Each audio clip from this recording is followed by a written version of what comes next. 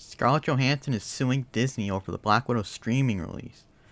She claims that she had an agreement with Disney that guaranteed an exclusive theatrical release, and her salary was largely based on the box office performance. So let's get into it. This is an article from CNBC written by Sarah Whitten. The Marvel star filed a lawsuit Thursday in Los Angeles Superior Court, alleging her contract was breached when the company released Black Widow on its streaming service, Disney Plus, at the same time it debuted in theaters. Johansson claims her agreement with Disney's Marvel Entertainment guaranteed an exclusive theatrical release for a solo film, and her salary was based in large part on the box office performance. The Wall Street Journal was the first to report the news. She says, It's no secret that Disney is releasing films like Black Widow directly onto Disney Plus to increase subscribers and thereby boost the company's stock price, and that it's hiding behind the coup as a pretext to do so. John Berlinski, an attorney at Kazowitz Benson Torres, who represents Johansson. By ignoring the contracts of the artists responsible for the success of its films, in furtherance of the short-sighted strategy violates their right, and we look forward to proving as much in court, he said via email. This will surely not be the last case where Hollywood talent stands up to Disney and makes it clear that, whatever the company may pretend, it has a legal obligation to honor its contract. According to the filing, Johansson's representatives have sought assurances as far back as 2019, when Disney Plus was preparing to launch, and Disney executives suggested that the MCU content be available exclusively on the service. The lawsuit includes a response from Marvel's chief counsel, which confirmed Black Widow would be released like other MCU films. We understand that should the plan change, we would need to discuss this with you and come to an understanding, as the deal is based on a series of very large box office bonuses.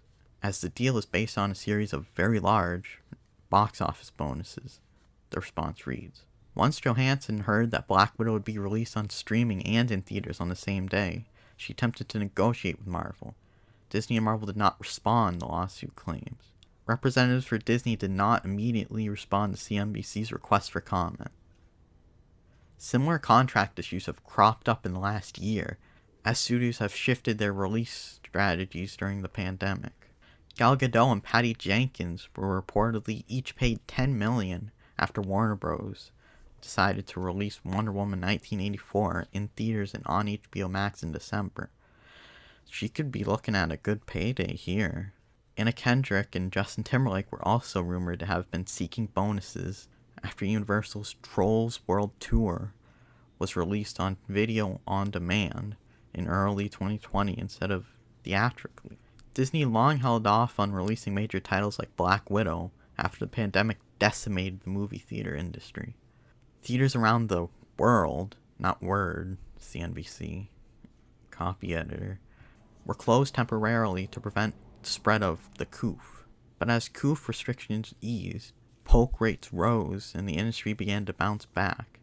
Disney opted to debut new blockbusters in theaters and through Disney Plus for $30 simultaneously. Disney said this hybrid release model was a temporary pandemic fix, and after Friday's Jungle Cruise, it plans to release the rest of its 2021 slate exclusively in theaters in late summer and early fall. Johansson, who has become a staple in the Marvel Cinematic Universe, negotiated her contract to include a percentage of Black Widow's theatrical gross. Prior to the pandemic, the film was expected to secure a hefty sum at the box office. However, the coup pandemic has put a damper on ticket sales, as cases continue to surge, and the additional availability of the film in the home video market meant it only hauled in $80 million during its opening weekend. While that figure pales in comparison to other Marvel features, it remains the highest opening feature of any film released after March 2020. Domestically, the film has garnered a little over $150 million during its first 3 weeks in theaters. Disney reported Black Widow tallied $60 million from sales on Disney Plus during its opening weekend, but has not shared additional information about its digital performance. Previous Marvel films have averaged more than $100 million in ticket sales during their opening weekends and nearly $1 billion over the course of their theatrical runs. Black Widow may have fallen on the lower end of the spectrum because the film takes place in the middle of the MCU timeline, but in a non-pandemic time, it certainly would have performed on par with its peers. I'm not so sure about that. Good job making an excuse here. There's multiple reasons why. I'll get into one in a second, but I'm not so sure it would have made the same amount. Notably, only 8 of Marvel's 24 theatrical features have grossed less than $700 million at the global box office. Only 3 have secured less than $400 million. So the Disney Plus release may have played a factor into why it didn't do well, why it flopped. But there's a lot of other reasons as well. I think Disney Plus did hurt it a little bit, but if the number's right that they gave us, it made $60 million on opening weekend on Disney Plus. So I don't know how it would hurt it that much. But what else could have hurt it was Scarlett Johansson herself. She made a lot of comments, and in my Black Widow review I covered this one, but bring it up again. She said, quote, "I didn't want it to be an espionage film, and I think we avoided that. It should have been an espionage film from the start.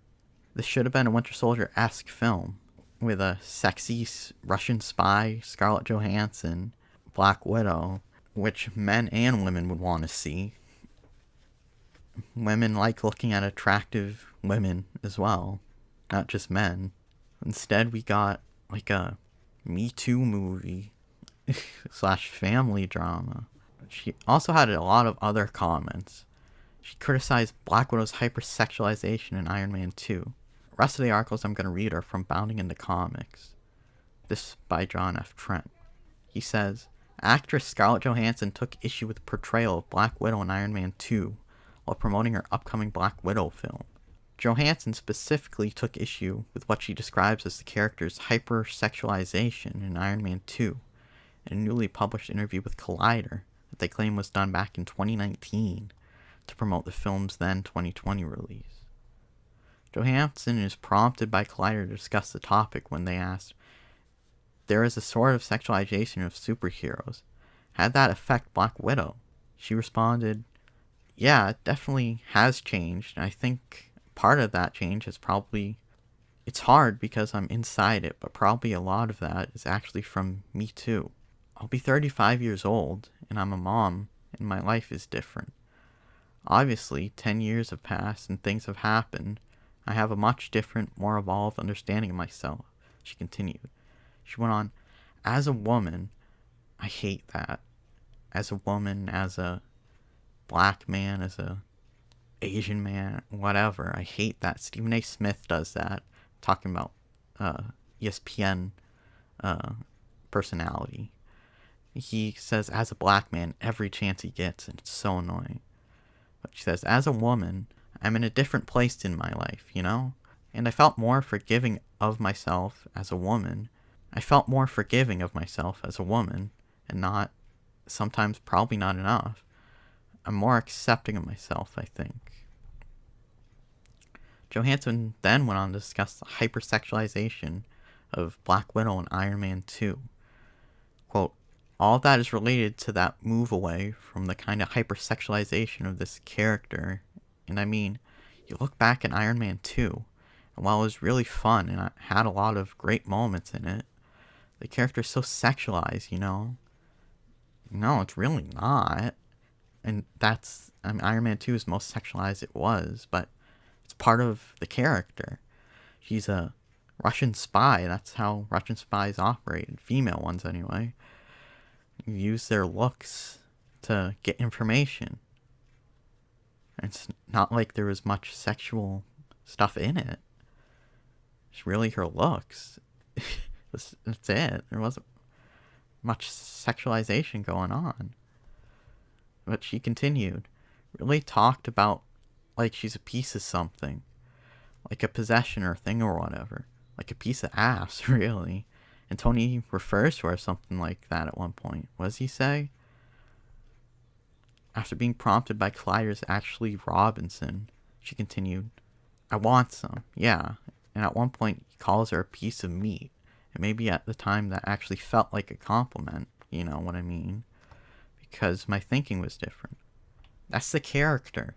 He's a billionaire playboy that hooks up with chicks whenever he wants. That's the character. It's kind of a joke, as a matter of fact. I mean, your character, Black Widow, proves that she's not just that. It's the whole point of the character. Anyway, she elaborated. Maybe I even would have, you know. My own self-worth was probably measured against that type of comment, or, like a lot of young women, you come into your own and you understand your own self-worth. It's changing now. She concluded, now people, young girls, are getting a much more positive message. It's been incredible to be a part of that shift and be able to come out the other side and be a part of that old story, but also progress, evolve. I think that's pretty cool. Article also goes on to mention how she talked about being typecast and being hypersexualized. Which, I mean, she still is very attractive. You gotta get that. She had no problem with it before, like she mentions. I understand growing out of it and looking back, like, maybe I didn't want to do that, or maybe I shouldn't do that. But at the same time, you did, and you didn't have a problem with it before. Now you're complaining about it? I mean, it's a little cheap. Especially this Iron Man 2. It's like the least sexualized role she's had. I know she was prompted on it, but I mean, the complain about that one is just kind of weird. Out of all the ones that you'd make kind of a big deal out of. It's not the only thing she said. This is also by John F. Trent, saying, Black Widow star Scarlett Johansson claims women are undermined, underserved, underappreciated, and underpaid. Black Widow star and the highest paid actress in the world for the past 2 years, Scarlett Johansson, recently claimed women are... I'm repeating the same thing. Like you said, she's the highest paid actress for the past 2 years. Her net worth is crazy high. As a matter of fact, let's look this up. Interested.